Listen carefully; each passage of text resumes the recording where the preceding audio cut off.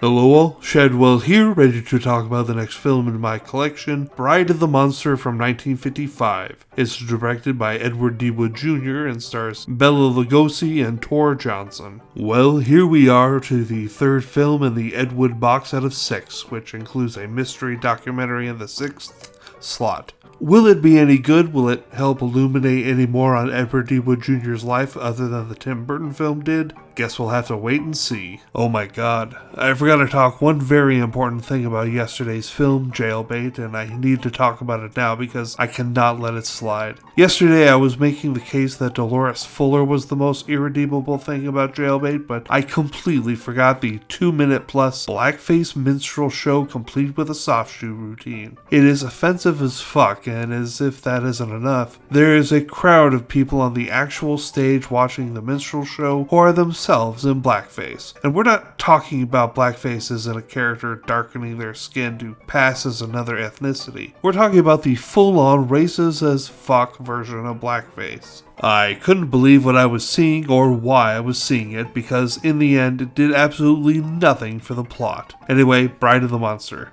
Here we go. Getting closer to that seemingly trademark worst director ever catch for Edward D. Wood Jr., because Bride of the Monster, more so than the two films that precede it, is a fucking mess, and not in the good way. The film starts out with a scene of two unfortunate souls caught in a heavy rainstorm. And as they pile on the exposition, it is unfortunately all for naught, as you can't understand them over the thunder and heavy rain. Then there's the infamous octopus or squid dummy that the filmmakers interact with on a bare minimum level to make it look alive and threatening. And then, of course, we have miles of Edward D. Wood Jr.'s favorite thing, stock footage. Bela Lugosi is front and center in this film as a mad scientist trying to create an army of supermen under his control and his sidekick Lobo, played by Tor Johnson. Along the way, they take a journalist captive, kill some people, and alert the local police. The dialogue is really weird in places, and the plot is kind of all over the map. Also, fun fact, this film is the last speaking role that Bela Lugosi ever had.